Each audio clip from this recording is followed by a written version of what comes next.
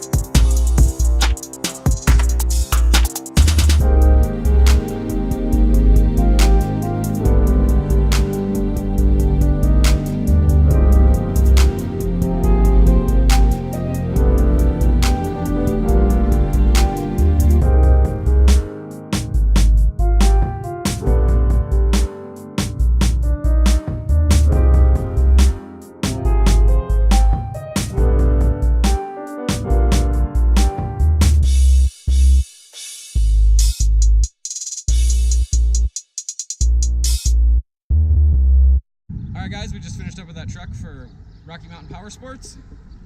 As you can see, it's much better now. To the tailgate. Here's the other side. Tune in next time where we wrap something completely different.